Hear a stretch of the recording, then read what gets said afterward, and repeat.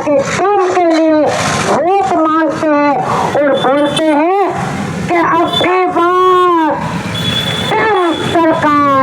तो बताए भाई, ये कहीं ना कहीं इन्हीं की इन्हीं का कहीं ना कहीं चाल है कि जनता की, हमारे देश के बच्चों को, हमारे देश के नौजवानों को बेरोजगारी की वजह से उनको किस रास्ते से अमेरिका पहुंचाया, कैसे पहुंचे वो लोग।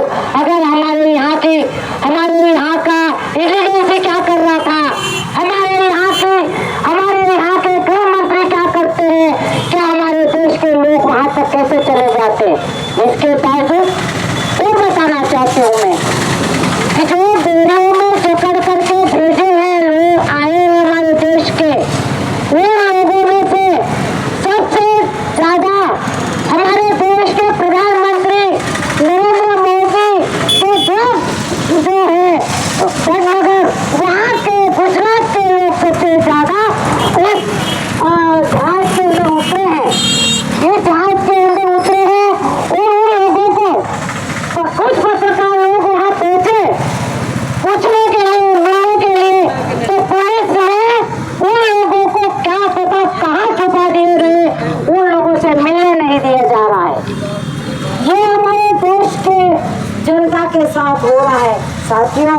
और ये हवाई जहाज, ये जो जहाज उतारे जा रहे हैं, जिन लोगों को लाया जा रहा है, उनको पंजाब में क्यों उतारा जा रहा है? क्यों नहीं आपने गुजरात में हवाई जहाज पे, सूरत में उतार देते, बम्बे में उतार देते, अहमदाबाद में उतारते, मगर सिर्फ और सिर्फ जा करके पंजाब के कोने में एयरपोर्ट पर उतारे जा रहे हैं। बहुत बड़ी चाल हमारे देश की जनता के साथ में चल कर रहे हैं। नरेंद्र मोदी हमारे देश की जनता के साथ में इस तरह का व्यवहार करवाना चाहते हैं अपने आका के साथ में। अगर अन्य देशों में उनको उतारने नहीं दिया, अन्य देशों ने कहा हम हमारे देश के लोगों को लाने के लिए हम हमारे ट्रेन भेजेंगे, उसमें लेके आएंगे, क्यों नहीं हमारे देश का प्रधानमंत्री बोला भाई, क्यों नहीं हमारे देश का विदेश मंत्री बोला भाई? इसका मतलब हमारे देश की जनता को किस तरह से बेवकूफ बनाया जाता है। इसके अलावा एक बात और कहना चाहते हैं, ये तो केंद्र के बजट के साथ हो गया, अब हमारे देश में, अब हमारे स्टेट में, राजस्थान में भी बजट पेश होने जा रहा है। मैं आपको ये बताना चाहती हूँ, ये जो राजस्थान की सरकार सबसे सरकार है, सबका मुख्यमंत्री है, सब सबसे से चुना गया है।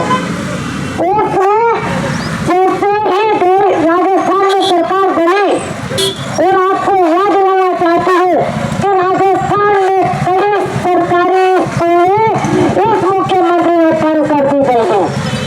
इस मुख्यमंत्री राजस्थान में सरकारी स्कूलें बंद कर दी गई है। सरकारी स्कूलें खोलने की बजाय उन्होंने प्राइवेटेशन को बढ़ावा दिया और सरकारी स्कूलों में गरीबों के बच्चे पढ़ते हैं। आम अमीरों के बच्चे तो प्राइवेट स्कूलों में पढ़ लेंगे, किसानों के बच्चे सरकारी स्कूलों में पढ़ते हैं, मजदूर के बच्चे सरकारी स्कूलों में पढ़ते हैं। उन स्कूलों को बंद कर दिया गया है। इसका भी हमें राजस्थान सरकार का जोर विरोध करना चाहिए। और जो इन्होंने सरकारी स्कूलें बंद की है, उनको फिर चालू करे। कर्मचारी नहीं है, उन्हें शिक्षक कमी है, उनकी भर्ती करे, मगर स्कूल खोले जाने चाहिए और सरकारी स्कूलों में गरीब के बच्चों को पढ़ने का मौका देना चाहिए। और यही कहना चाहते हैं बांध के अंतिम वहाँ से रवाना किया फौजी जहाजों में। और आपकी केंद्र सरकार की जनविरोधी नीतियाँ बजट में आम जनता के खिलाफ किए गए प्रावधान और देश की जनता को वैकल्पिक नीतियाँ बताने के लिए पूरे देश में वामपंथी दलों की ओर से जन जागरण अभियान चलाया जा रहा है। और इसी के तहत आज उदयपुर में जिला कलेक्टर कार्यालय पर वामपंथी दलों के कार्यकर्ताओं की ओर से प्रदर्शन देकर राष्ट्रपति महोदय के नाम जिला कलेक्टर को ज्ञापन दिया गया है। दरअसल इस बार जो बजट पेश किया गया है उसमें शिक्षा में हो, स्वास्थ्य में हो, मनरेगा में हो, खाद्य सुरक्षा में हो, सब में भारी कटौती करके एक तरह से देश की जनता को बहुत बड़े मुश्किलों में उन्होंने दे दिया है। आज हमारे देश में अगर जो 1% जो हमारे कॉर्पोरेट है उन पर भी 4% संपदा कर लगा दिया जाए तो भी देश के आम जनता के ये सारे बजट में जो कमी की बात कर रहे हैं उनका उसका समाधान किया जा सकता है। ये सरकार ने आने के बाद पिछले 10 सालों में 30% कॉर्पोरेट टैक्स से 22% कॉर्पोरेट टैक्स किया है और हमारे देश की जो जनता है उस पर लगातार टैक्स में बढ़ोतरी की है। एक बात आपको से बताना चाहूंगा, एक बस में जो है यात्रा करने के लोग उदयपुर से जयपुर जा रहे थे तो लोगों से पैसे मांगे टिकट के तो अधिकतर लोगों की जेब कटी हुई थी और वो पैसे देने की स्थिति में नहीं थे। तो वहां पर एक आदमी खड़ा होता है और वो ये कहता है कि मैं इन सबको टिकट देता हूँ और उसने 10,000 रुपए उस कंडक्टर को टिकट भी दिए। बस में जो सवारी थी उन्होंने उस आदमी को बहुत धन्यवाद दिया तो उस मुसीबत में वो आदमी हमारे काम आया। लेकिन वास्तविकता ये है तो उसने आदमी ने जो बस की सवारियां थी उनकी जेब काट के 1 लाख रुपए ले लिया था और 1 लाख में से 90,000 रुपए बचा के 10,000 रुपए खर्च करके ये बताने का प्रयास किया जा रहा है वो जनता की सेवा कर रहा है। तो केंद्र सरकार ने हमारी जेब से 1 रुपया निकाल के 10% खर्च करे और देश की जनता के साथ ये हाल कर रही है। इसलिए हम जो कम्युनिस्ट लोग हैं जो श्रीलंका में सरकार बनी अभी श्रीलंका में स्वास्थ्य में हो, शिक्षा में हो, खाद्य सुरक्षा में हो उन सबको बजट बढ़ाने का काम किया है। ईंधन है जो पेट्रोल डीजल है उस पर भी कटौती करके आम जनता को देने का काम किया है। इसलिए हम ये बताने के लिए भी यहाँ पर आए हैं जब लाल झंडा मजबूत हुआ है देश की जनता मजबूत हुई लेकिन इस बात से समझा जा सकता है 2004 से 2009 तक जब वामपंथी पार्टी की यूपीए सरकार थी तब मनरेगा और ये शिक्षा के अधिकार कानूनों महिलाओं के अधिकार के कानूनों इस तरह से बहुत सारे कानून जो देश की जनता में लागू किए। इसलिए आज देश की जनता के सामने एक वैकल्पिक नीतियां लेकर के जहाँ उम्मीद करते हैं देश की जनता केंद्र सरकार द्वारा जो छल किया जा रहा है धर्म का नाम लेके देश की जनता पर जो नीतियां लागू की जा रही है अधर्म का काम किया जा रहा है लोगों में नफरत और हिंसा करने का काम किया जा रहा है उससे बाहर निकल के एक बेहतर देश बनाने की दिशा में आगे बढ़ेंगे यही उम्मीद करते हैं।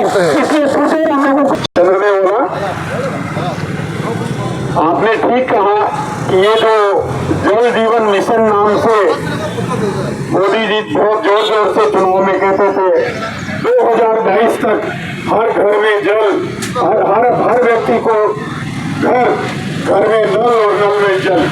हमने अभी 4-5 दिन ग्रामीण क्षेत्रों में प्रतापगढ़ दरियावत सरोवर के इलाकों में यात्रा की।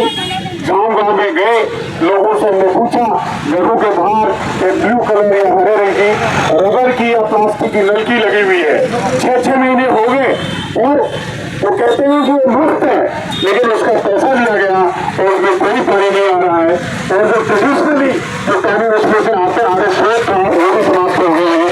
तो आज हम आयोजन के माध्यम से मोदी सरकार की इनकी नीतियों का विरोध करते हुए वैकल्पिक कार्यक्रम के लिए अभी इन खराब नीतियों के लिए आम जो विरोधी नीतियों के विरोध में केंद्र सरकार के प्रतिनिधि के पुतला हम यहाँ जलाएंगे और उसके बाद में वैकल्पिक नीतियां लागू करने के लिए बजट प्रावधानों में परिवर्तन करने के लिए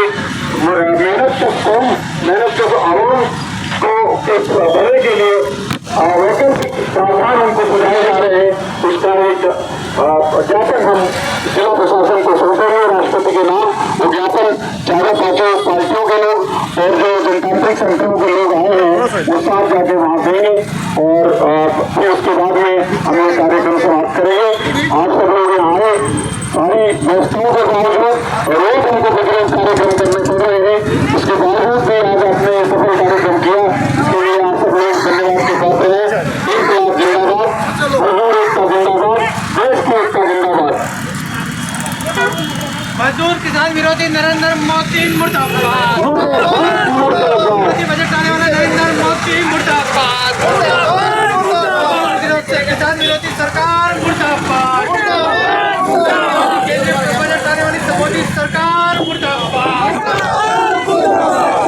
जिला कलेक्टर से सीधा दृश्य देख पा रहे हैं जहाँ देश को कॉपरेटिव ताकतों के हवाले करना बंद करो के नारों के साथ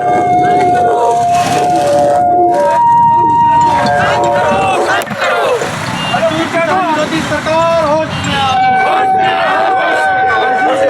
नरेंद्र मोदी सरकार होश में आओ, अडानी अंबानी की दलाली बंद करो, हमें 2 दिन काम देना होगा, करना होगा।